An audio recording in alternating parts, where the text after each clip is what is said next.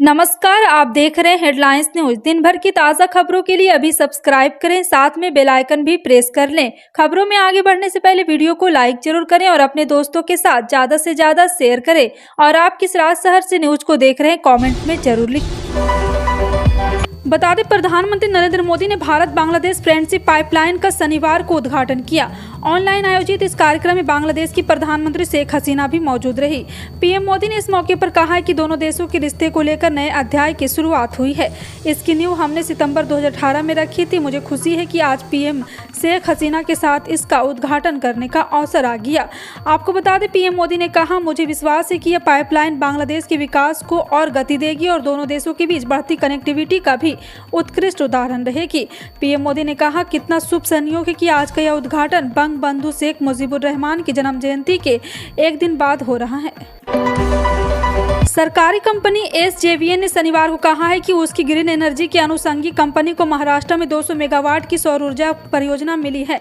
इस परियोजना की लागत 1000 करोड़ रुपए है। कंपनी ने शेयर बाजार को बताया कि कंपनी के पूर्ण स्वामित्व वाली एसजेवीएन ग्रीन एनर्जी लिमिटेड को महाराष्ट्र राज्य बिजली वितरण कंपनी लिमिटेड से स्वीकृति पत्र मिला है। यह परियोजना 18 महीने के अंदर पूरी होगी। यह समय एमसीएडीएल के साथ ऊर्जा खरीद समझौता होने की तारीख शुरू होगा। ईवी इंडस्ट्री के ग्रोथ के लिए सरकार से लेकर प्राइवेट कंपनियां काफी प्रयास कर रही। हाल ही में हीरो इलेक्ट्रिक ने भारतीय बाजार में ऑप्टिमा CX और NYX की नई स्मार्ट और कनेक्टेड रेंज लॉन्च किया था। उसके बाद जिकेट और बोर्जो ने ईवी सेक्टर को बढ़ावा देने के लिए एक साझेदारी की है। इस साझेदारी में बोर्जो अगले 2 महीने में अपने 10% दिल्ली NCR बेड़े के इलेक्ट्रिक वाहनों में तब्दील कर सकेगी। कंपनी ने अपने ईवी बेड़े के संचालन को देश भर के अन्य मेट्रो शहर में विस्तारित करने की भी योजना बनाई है, जिसमें वर्ष के अंत तक अपने अंतिम मील बेड़े के 20% बल को ईवी में बदलने की कोशिश है। पैदल ही मुंबई की ओर बढ़ रहे प्रदर्शनकारी किसान एवं आदिवासियों ने शनिवार को अपनी पदयात्रा वापस ले ली। मार्क्सवादी कम्युनिस्ट पार्टी के विधायक विनोद निकाले ने यह जानकारी दी। उन्होंने बताया कि किसानों की सही मांगों पर राज्य विधायिका में विचार किया गया तथा जमीनी स्तर के अधिकारियों को सरकार आदेश के क्रियान्वयन का आदेश मिल गया। उन्होंने कहा कि इसलिए हम अपनी पदयात्रा वापस ले रहे हैं। नासिक जिले के डिंडोरी से हजारों किसान एवं आदिवासी ने अपनी मांगों के समर्थन में पिछले रविवार को अपनी पदयात्रा शुरू की थी। विदेश मंत्री एस जयशंकर ने रविवार को शनिवार कहा है कि पूर्व लद्दाख में वास्तविक नियंत्रण रेखा पर स्थिति मजबूत और बहुत नाजुक है बनी हुई और कुछ इलाकों में भारत एवं चीन दोनों देशों के सैनिकों की नजदीकी तैनाती करने के चलते सैन्य आकलन के अनुसार हालत काफी खतरनाक है। हालांकि विदेश मंत्री ने यह भी कहा है कि कई क्षेत्रों में सैनिकों के पीछे हटने की प्रक्रिया में पर्याप्त प्रगति हुई। जयशंकर ने यह भी कहा है कि वो और चीन के तत्कालीन विदेश मंत्री वांग ई सितंबर 2020 में इसको लेकर एक सैद्धांतिक सहमति पर पहुंचे थे। इस मुद्दे को कैसे सुलझाया जाए तथा जिस पर बात पर सहमति बनी थी उसे चीन को पूरा करना है। केंद्रीय राज्य मंत्री जितेंद्र सिंह ने लोकसभा को बताया कि सभी सरकारी कर्मचारियों को वर्क फ्रॉम होम की इजाजत नहीं दी जाएगी। सभी कर्मचारियों को कार्यालय आने के लिए कहा जाएगा। कार्मिक लोक शिकायत और पेंशन मंत्रालय में राज्य मंत्री जितेंद्र सिंह ने कहा है कि केंद्र सरकार के कर्मचारियों के लिए घर से काम करने की अनुमति संभव नहीं है और कर्मचारियों को शारीरिक रूप से कार्यालय आना हुआ। और आपको बता दें कि राज्य मंत्री लोकसभा में भाजपा सांसद रंजन बेन धनंजय भट्ट और एनसीपी सांसद श्रीनिवास दादा साहेब पाटिल के एक सवाल का जवाब दे रहे हैं और यह स्वीकार किया है कि कोविड के वर्षों में घर में काम किया गया। भारत में एक बार फिर कोरोना वायरस के मामलों में तेजी देखने को मिल रही। देश भर में शुक्रवार को कोरोना वायरस के 800 से भी ज्यादा नए मामले सामने आए। भारत में दर्ज किए गए यह दैनिक कोविड मामले 4 महीने से सबसे अधिक है। भारत में 126 दिनों के बाद एक दिन में कोरोना के 800 से ज्यादा मामले दर्ज किए गए। केंद्रीय स्वास्थ्य मंत्रालय द्वारा शनिवार को सुबह जारी किए गए आंकड़ों के अनुसार देश में शुक्रवार को कोविड-19 के 841 नए मामले सामने आए। कर्नाटक में अगले महीने विधानसभा चुनाव होने वाले हैं। चुनाव आयोग इसी की तैयारी में लगा हुआ है। पिछले हफ्ते चुनाव आयोग की 3 सदस्यीय टीम कर्नाटक के दौरे पर थी। इस दौरान टीम ने राजनीतिक दलों के नेताओं से भी मुलाकात की और उनकी चिंताओं को जाना। चुनाव आयोग यह दोहराने के लिए सोशल मीडिया का सहारा ले रहा है कि इलेक्ट्रॉनिक वोटिंग मशीन से छेड़छाड़ नहीं की जा सकती है। चुनाव आयोग पिछले हफ्ते बेंगलुरु में एक प्रेस कॉन्फ्रेंस के मुख्य चुनाव आयुक्त राजीव कुमार के सवालों को जवाब की छोटी क्लिप भी ट्वीट कर कहा है। बिहार के पूर्व मुख्यमंत्री लालू प्रसाद यादव और उनके परिवार पर नौकरी के बदले जमीन घोटाले के आरोप लगे हैं। यूपी कोर्ट ने लालू और उनके परिवार को जमानत दे दी है, लेकिन वो लगातार विपक्ष के निशाने पर है। इसी कड़ी में बिहार बीजेपी नेता और पूर्व उप मुख्यमंत्री सुशील मोदी ने तेजस्वी यादव के ऊपर भ्रष्टाचार को लेकर हमला बोला। इस दौरान उन्होंने कहा है कि जमीन के बदले काम लालू यादव का नारा है। ईडी ने रेलवे में नौकरी के बदले जमीन घोटाला मामले में तेजस्वी यादव से D1088 न्यू फ्रेंड्स कॉलोनी नई दिल्ली के 4 मंजिला मकान जिसकी कीमत 150 करोड़ होगी पूछताछ की थी। खालिस्तानी समर्थक अमृतपाल सिंह समेत उसके कई साथियों को पुलिस ने हिरासत में ले लिया है। पुलिस के इस एक्शन के बाद चप्पे चप्पे पर अलर्ट है। राज्य में किसी प्रकार की अनहोनी या उपद्रव न हो और अफवाह न फैले, इसके लिए रविवार रात 12 बजे तक इंटरनेट सेवा को बंद करने का फैसला लिया गया है। इसको लेकर राज्य सरकार की ओर से कहा गया कि सार्वजनिक सुरक्षा के हित में मोबाइल इंटरनेट सेवाएं, सभी SMS सेवाएं और रिचार्ज और मोबाइल रिचार्ज को छोड़कर और वॉइस कॉल को छोड़कर मोबाइल नेटवर्क पर प्रदान की जाने वाली डोंगल सेवाएं 18 मार्च तक निलंबित रहेगी।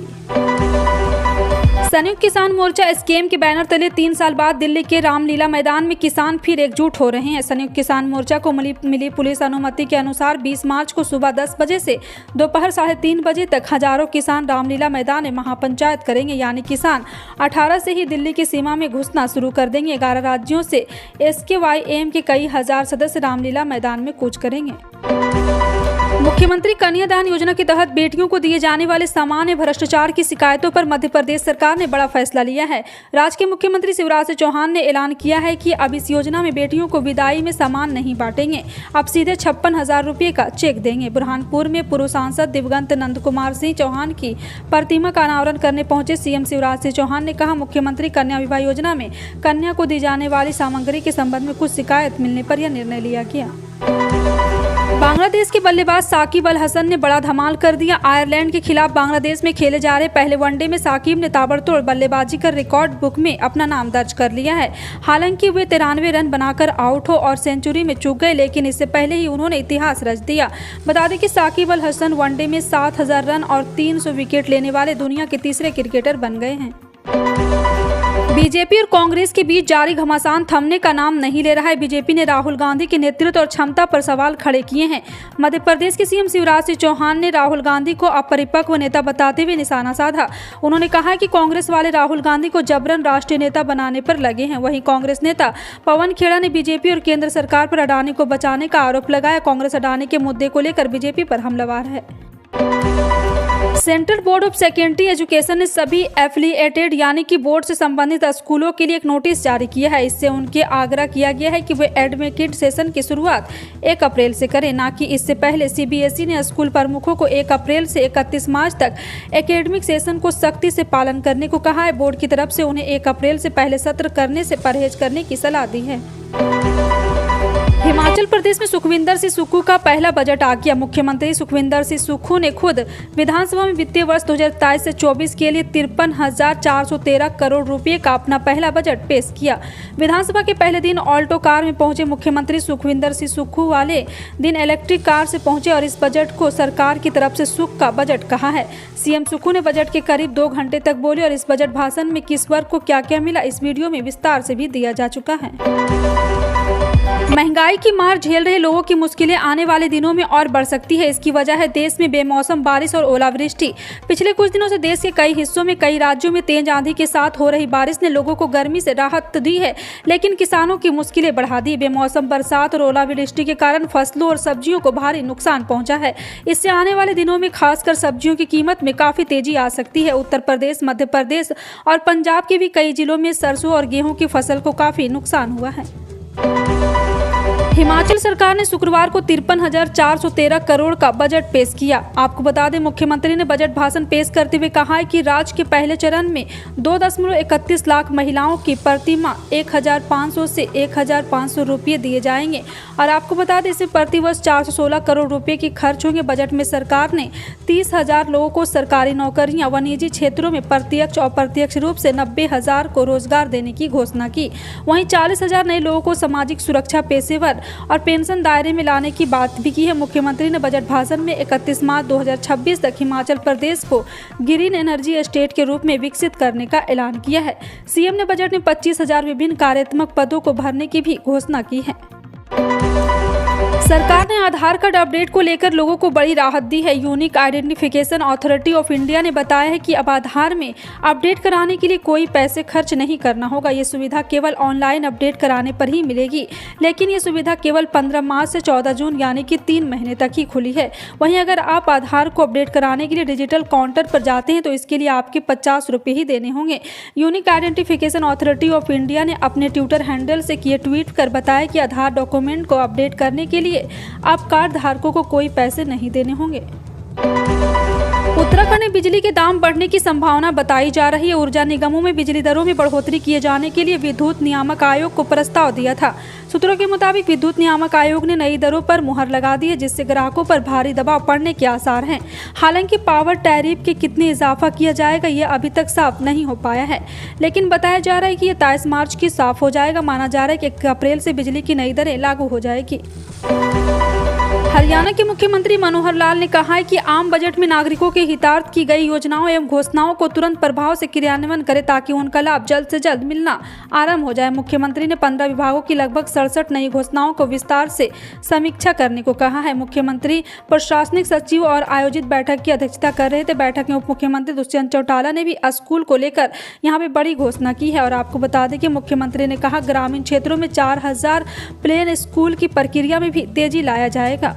साथ ही साथ उन्होंने कहा कि युवाओं को आत्मनिर्भर बनाने के लिए ड्रोन व्यवस्था की प्रक्रिया पूरी कर प्रशिक्षण देने का कार्य भी आगामी माह से शुरू हो जाए। ड्रोन खरीदने पर 75% सब्सिडी भी प्रदान की जाएगी। आपका इन सभी खबरों पर क्या कहना है कमेंट सेक्शन में टाइप करके जरूर बताएं। इसी तरह की पल पल की अपडेट जानने के लिए जुड़े रहें आप अपने हेडलाइंस न्यूज के साथ। मिलते हैं अगली बड़ी खबर में, तब तक के लिए जय हिंद।